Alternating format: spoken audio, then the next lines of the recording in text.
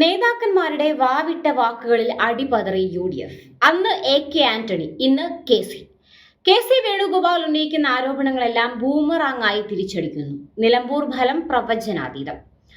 കോൺഗ്രസ് നേതാക്കൾ ഉണ്ടാക്കിയ വിവാദങ്ങൾ പ്രതിരോധിക്കുന്നതിനു വേണ്ടിയാണ് കള്ളപ്രചരണങ്ങൾ അഴിച്ചുവിട്ടത്. എന്നാൽ അതും തിരിച്ചടിയായതോടെ എന്തു ചെയ്യണമെന്നറിയാതെ കുഴങ്ങുകയാണ് UDF നേതൃത്വം.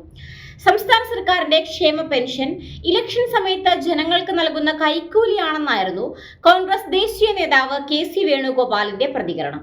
എന്നാൽ ഇതാ UDFന് നിലമ്പൂരിൽ വലിയ തിരിച്ചടിയാകുമെന്ന കാര്യത്തിൽ സംശയമില്ല. ക്ഷേമ പെൻഷൻ വാങ്ങിക്കുന്ന 63 ലക്ഷത്തോളം ആളുകളെ അപമാനിക്കുന്ന ഈ പ്രസ്താവനയ്ക്കെതിരെ വ്യാപകമായ പ്രതിഷേധമാണ് ഉയർന്നത്. ഈ വിവാദ പരാമർശത്തെ പ്രതിരോധിക്കാനാകാതെ വെട്ടിലായിരിക്കുകയാണ് UDF നേതൃത്വം.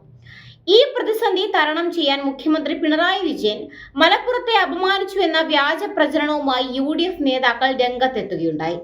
എന്നാൽ ഇപ്പോൾ അതും UDFന് വിനയായി മാറിയിരിക്കുകയാണ്. കോൺഗ്രസിന്റെ മുതിർന്ന നേതാവ് AK ആന്റണി മുസ്ലിം സമുദായത്തിനെതിരെ നടത്തിയ വിവാദ പരാമർശം സോഷ്യൽ മീഡിയ ഗ്രൂപ്പുകളിൽ വീണ്ടും സജീവമായി മാറിയിരിക്കുകയാണ്. കേരളത്തിലെ ന്യൂനപക്ഷങ്ങൾ സർക്കാരിനെ സമ്മർദ്ദത്തിൽപ്പെടുത്തി എന്തും നേടാൻ ശ്രമിക്കുന്നു എന്നായിരുന്നു AK ആന്റണി അന്ന് നടത്തിയ വിവാദ പ്രസ്താവന. ഇതിനെതിരെ അക്കാലത്തെ ലീഗ് നേതൃത്വം ശക്തമായി രംഗത്ത് വന്നിരുന്നു.